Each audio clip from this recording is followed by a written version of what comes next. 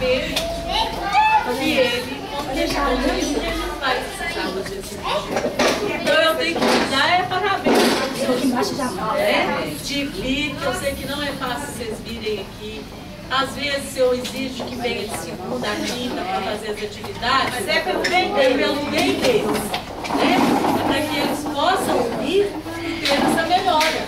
Porque eu não acredito que 30, 40 minutos vai resolver a vida de criança nenhuma não, gente. Eu falo que aqui a criança tem que ficar no mínimo 4 horas fazendo estímulo e dar resultado, né? A gente sabe que criança vindo, fazendo, ela vai ter uma melhora.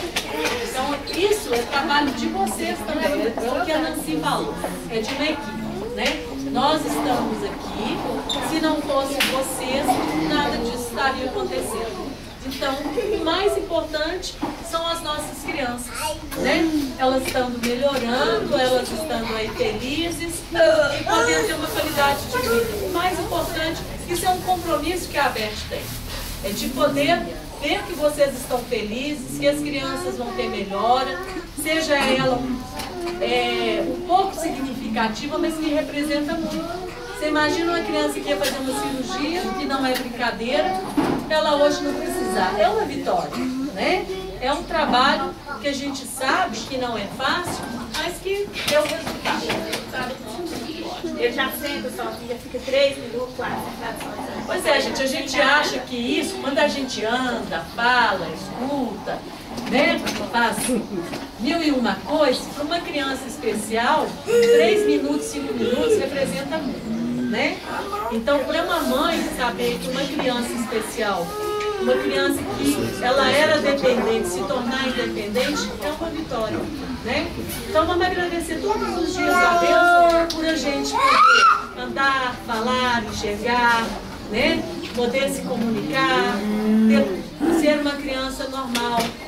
Porque às vezes é complicado para uma mãe, para uma criança, estar nesse estágio hoje aqui e amanhã poder superar alguma coisa lá na frente e a gente poder saber que essa mãe está feliz, que essa criança está evoluindo. A Flávia, ela tinha 2 anos e meio quando eu comecei com ela.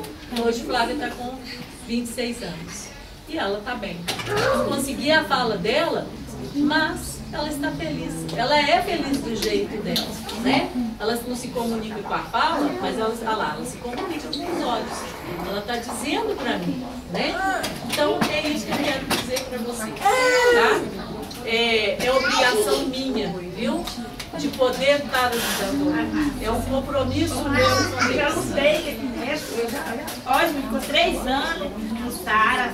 Todo mundo na praia eu estava trufiando na praia. Eu não tenho nem 2 anos desde que me botou aqui, mas esse me desenvolveu 100%, está começando a falar.